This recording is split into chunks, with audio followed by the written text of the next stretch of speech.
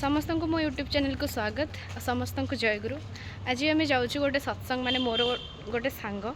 तो तांकर business start होची तो सेमान तांको घरे गोटे सत्संग अरेंज करचंती तो खुशी लगिला ताकू भी धन्यवाद। आमे भी जाऊँ सत्संग रे पहुँची आपण मानू देखेबू केमती कोन सत्संग हैला।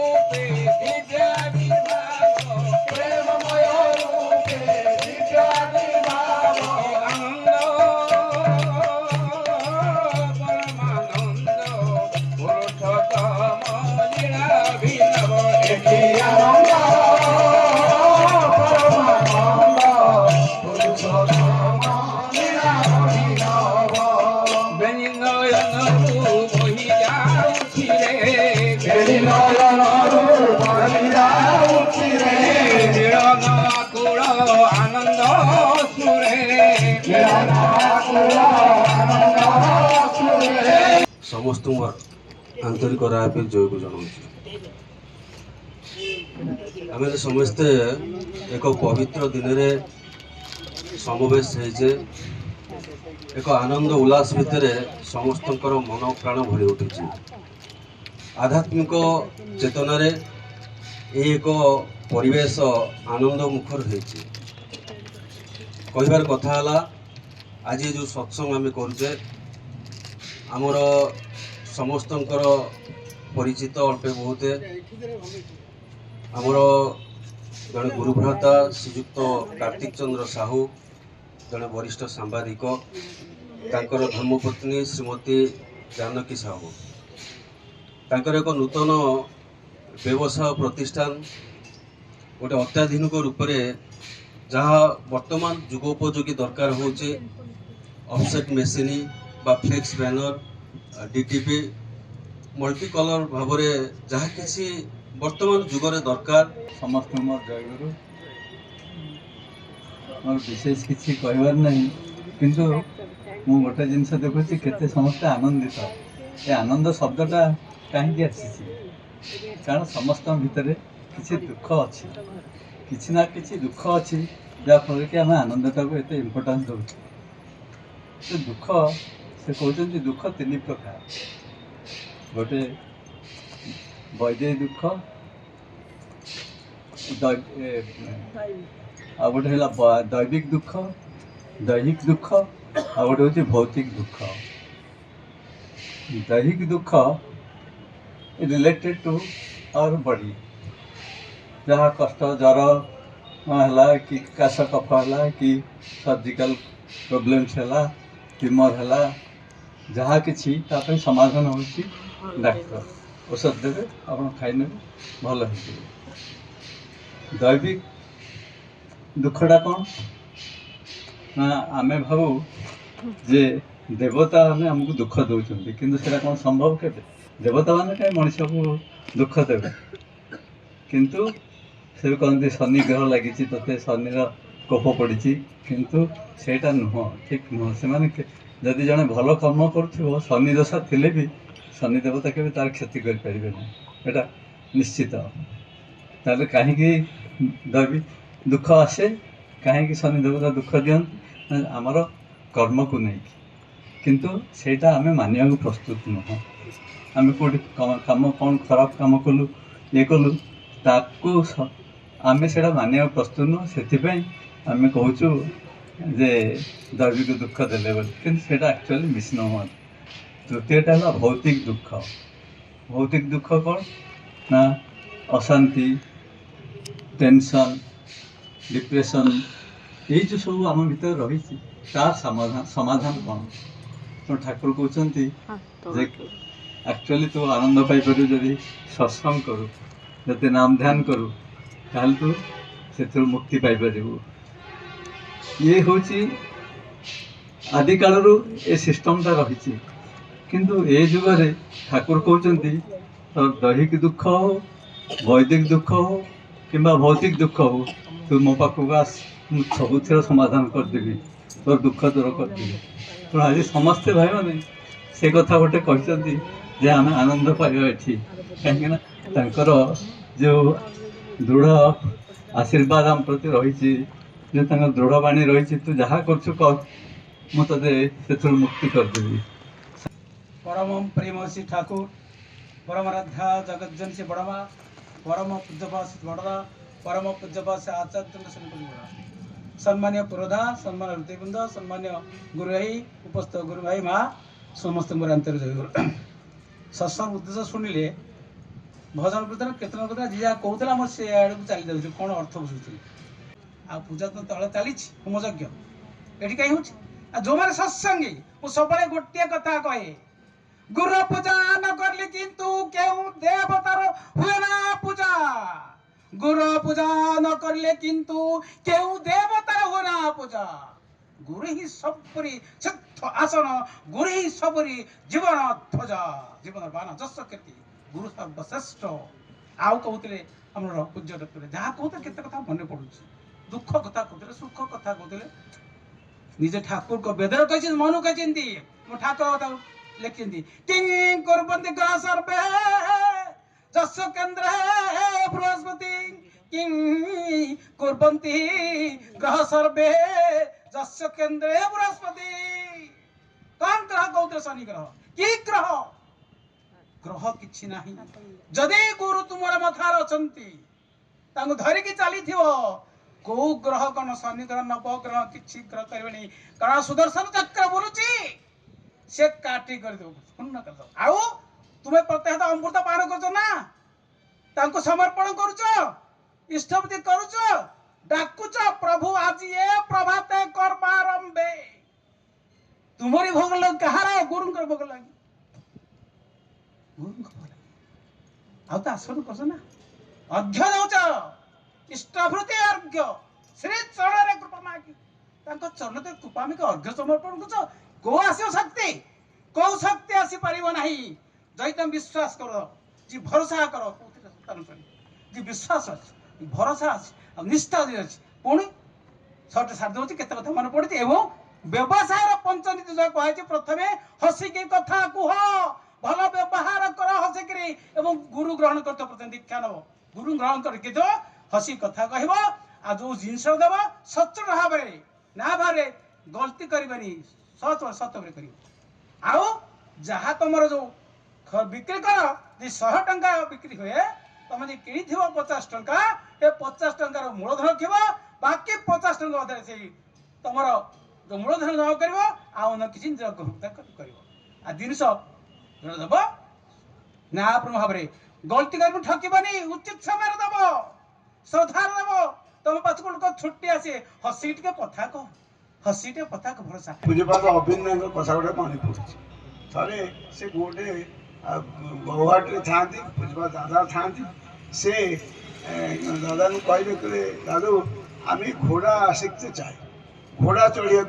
चढ़ी शिखा मैं चढ़िया चाहूँ बाबा माने सी दादा कहले गोटे व्यवस्था करदे से घोड़ा टी शिख घोड़ा चढ़ा शिख गोटे घोड़ा गोटे जन को क्या जड़े भाई की डाकिले गोटे घोड़ा गोटे घोड़े अणागला घोड़ा शिखे दिने कौन कर घोड़ा शिखा जाइए आमती अन्य मानस भाव में खाली पादे चली माने जोता चपल किसी ना से खाली पादे चली एवं जिते जाई घोड़ा फड़ा शिखि सारापर जो फेरला बेले से जे नाटा भूली जाऊँगी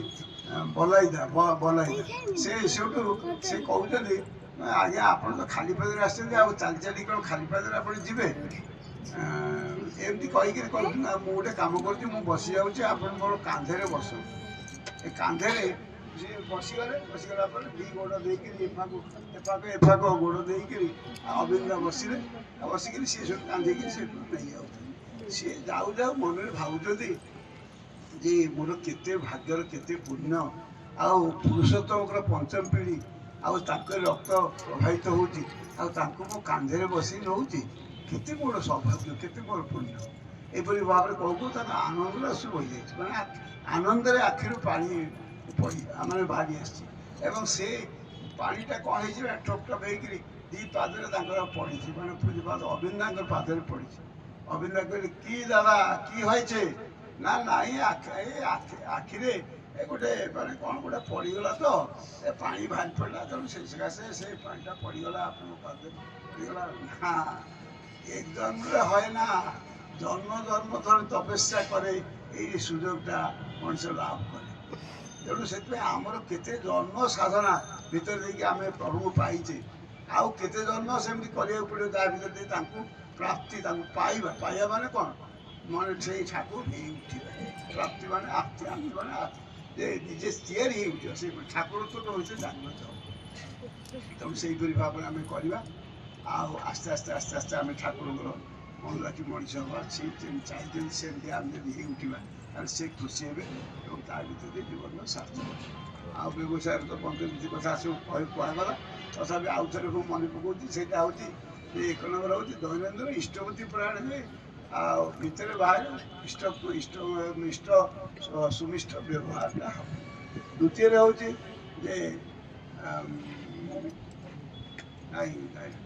से उन्नतिमुख लाभजनक परिचय ଦୁଇ ନମ୍ବର ହେଉଛି ଉନ୍ନତିମୂଳକ ଲାଭଜନକ ପରିଚାଳନା, ତୃତୀୟରେ ହେଉଛି ମାନେ ପ୍ରତ୍ୟକ୍ଷ ପର୍ଯ୍ୟବେକ୍ଷଣ, ଆଉ ଚତୁର୍ଥରେ ହେଉଛି ସେ ଗୋ ବିଟ୍ୱିନ୍ ନ କରିବା, ଦ୍ୱନ୍ଦ୍ୱବୃତ୍ତି ନ କରିବା, ଏବଂ ପଞ୍ଚମରେ ହେଉଛି 1/4 ଲାଭର 1/4 ମୂଳଧନୀ ଯୋଡ଼ି ଯୋଡ଼ିକି ଚାଲିବା। ଏ ହେଉଛି 5ଟି ନୀତି। ଆଉ ଏଠୁ ଆମେ ସମସ୍ତେ ଜାଣିଛେ, କିନ୍ତୁ କହିଲା ବେଳେ କୁଆଡ଼େ କ'ଣ ଏଫାସଡ଼ା ଟିକେ ହେଇଯାଏ। ତେଣୁ ଯାହା ହଉ ପକାଇବା କଥା ଏଗୁଡ଼ିକ ସବୁ ମାନିକି ସେ ଯଦି ଚାଲିବେ, କାର୍ତ୍ତିକ ଭାଇ ତାର ଜୀବନର ସବୁ ଦିଗ ସେ ଉନ୍ନତି ଲାଭ କରିବେ। ମୁଁ ପ୍ରଭୁଙ୍କ ପାଖରେ ପ୍ରାର୍ଥନା କରୁଛି, ସେ ତାଙ୍କର ପରିବାର ଆପଣମାନେ ସମସ୍ତେ ଠାକୁରଙ୍କ ଦେହରୁ ଅଜସ୍ର ଜୀବନର ଅଧିକାରୀ ହୁଅନ୍ତୁ।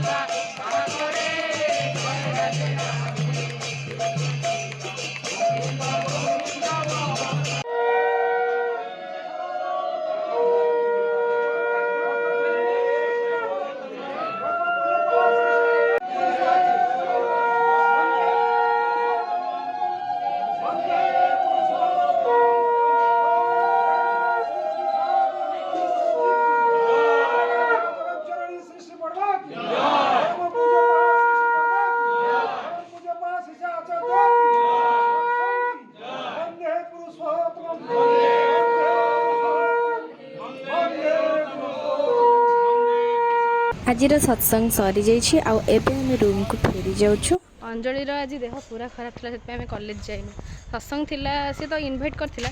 ବାକି ମୁଁ ଭାବିନଥିଲି ମୁଁ ଯିବି ବୋଲି, କାହିଁକିନା କଲେଜ ଥିଲା, ଆମେ ଯାଇପାରୁନଥିଲୁ। କିନ୍ତୁ ଏକୁ ସକାଳୁ ଏତେ ଜୋର ଥଣ୍ଡା ଜ୍ୱର ଯେ ଆମେ କଲେଜ ଗଲୁନୁ। ତ ସେଥିପାଇଁ ଯେହେତୁ ଗଲୁନୁ, ଘରେ ଖାଲିରେ ବସିଛୁ, ତ ମୁଁ ଭାବିଲି ମୁଁ ପଳେଇବି ସତ୍ସଙ୍ଗ, କିନ୍ତୁ ଇଏ ଯିବା କନଫର୍ମ ନଥିଲା। ତାପରେ ଟିକେ ସମୟ ପରେ ଏକୁ ଟିକେ ଭଲ ଲାଗିଲା, ତାକୁ ଟାଣି ଉତାରି ମୁଁ ନେଇ ଆସିଲି, ଚାଲ ଯିବା ସତ୍ସଙ୍ଗ। ସେ ବି ଗଲା, ଆଉ ଆସିଲା ବେଳକୁ ଏବେ ବି ତାକୁ ଭଲ ବି ଲାଗୁଛି। କ'ଣ କେମିତି ଲାଗୁଛି ତତେ? ଭଲ ଲାଗୁଛି, ତ ଆମେ ଯାଉଛୁ ଆଉ। ଆଜିର ବ୍ଲଗ୍ଟି ଏଇଠି ଶେଷ ହେଉଛି। ସମସ୍ତଙ୍କୁ ଜୟଗୁରୁ, ଆଉ ପୁଣି ଦେଖା ହେବ ନେକ୍ସଟ ବ୍ଲଗ୍ରେ।